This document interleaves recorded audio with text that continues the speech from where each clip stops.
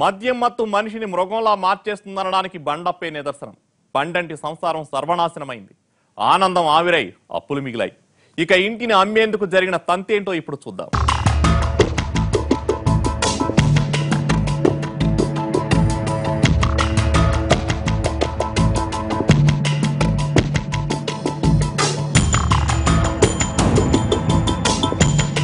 ఓ రోజు ఎప్పట్లాగే అప్పు తీర్చమంటూ దర్శన్ బండప్ప ఇంటికొచ్చి గొడవ చేసి వెళ్లాడు.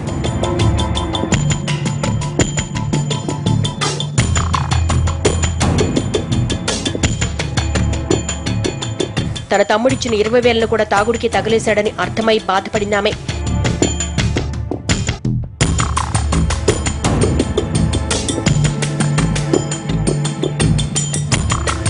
భర్తను గట్టిగా నిలదీసింది. అప్పు తీర్చేస్తానని 20,000 పట్టుకెళ్లావు, ఏం చేశావా డబ్బు అని అడిగింది. ఏంటే బెదిరిస్తున్నావు? బ్రాందీ షాప్ అప్పు ఎవడు తీరుస్తాడు? డబ్బు ఇవ్వకపోతే మందు పోయినన్నాడు, అందుకే వాడు అప్పు తీర్చేశా అంటూ మత్తులో తూలుతూ వాలిపోయాడు.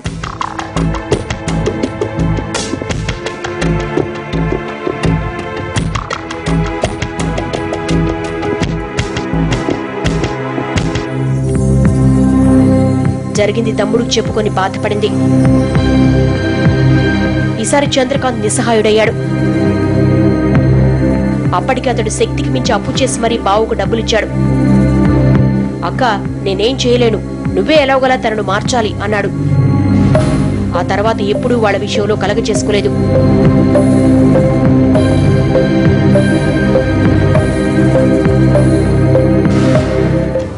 అదే సార్ జరిగింది.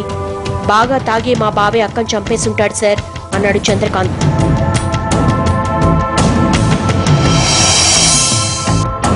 పోలీసులు హంతకుడు బండప్పే అయి ఉంటాడని నిర్ధారణకొచ్చారు.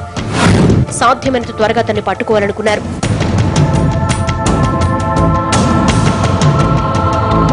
నాలుగు రోజులు వెతికి అతన్ని పట్టుకోగలిగారు.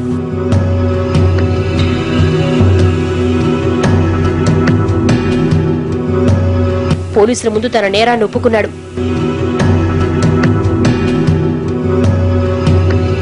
వెక్కి వెక్కి ఏడ్చాడు. నా భార్య నేనే చంపాను సార్, అయితే కావాలని మాత్రం అలా చేయలేదు సార్, ఆవేశంతో చేసిన తప్పు సార్ అంటూ కుమిలి కుమిలి ఏడ్చాడు. అసలేం జరిగిందో పోలీసులకు చెప్పాడు.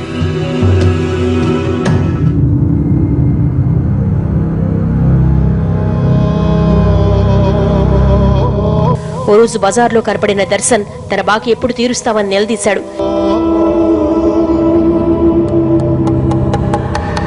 ఏం చేయాలో తోచిన బండప్ప త్వరలోనే ఇల్లమ్మేస్తాను, నీ బాకీ వడ్డీతో సహా తీరుస్తానని చెప్పాడు. మాటైతే ఇచ్చాడు గాని ఇల్లు అమ్మే ధైర్యం చేయలేకపోయాడు.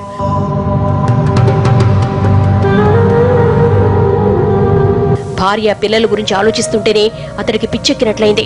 కారణం, మనిషిగా అతనేమి చెడ్డవాడు కాడు. తాగుడుకు బానిసై అప్పుల పాలై వ్యాపారం చతికిలబడి ఏం చేయాలో దిక్కుతోచని స్థితికి చేరుకున్నాడు.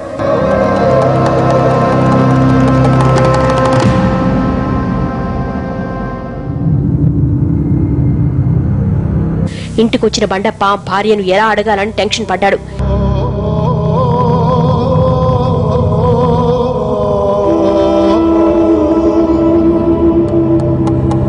ఇంతలో లక్ష్మి, ఏవయ్యా, కనీసం బియ్యానికి కూడా ఇంట్లో డబ్బులు లేవు, చూడయ్యా చూడు, పొద్దునుంచి పిల్లలు అన్నం లేక నీళ్లు తాగి పడుకున్నారందే.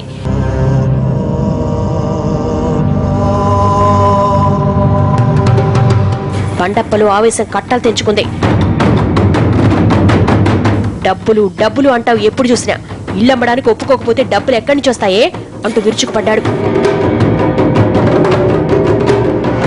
లక్ష్మి కూడా కోపం వచ్చింది. ఉన్న డబ్బంతా తాగుడుకి తగిలేసి ఇప్పుడు ఇంటి మీద పడ్డావు, మనిషివేనా నువ్వు అంది. బండప్పలో ఆవేశం తన్నుకొచ్చింది. తట్టుకోలేకపోయాడు. తనేం చేస్తున్నాడో కూడా తెలియని స్థితికి చేరాడు.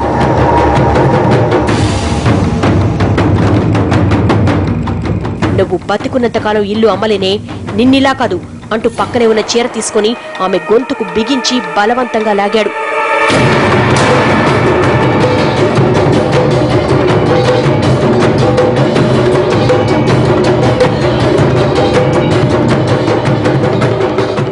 ఊపిరాడక లక్ష్మి ఉక్కిరి బిక్కిరైంది. కొద్దిసేపు పెనుగులాడి ప్రాణం వదిలేసింది.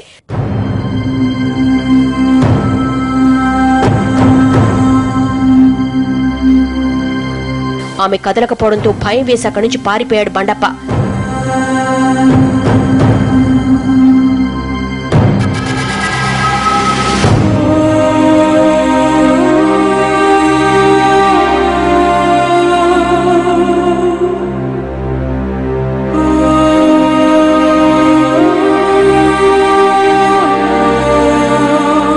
అది సార్ జరిగింది.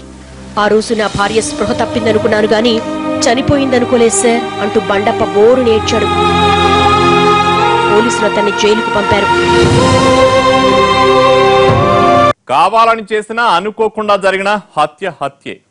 తాగుడుకు బానిసై అన్యాయంగా భార్య ఉసురు తీశాడు. కన్న పిల్లల్ని రోడ్డున పడేసి కటకటాల పాలయ్యాడు.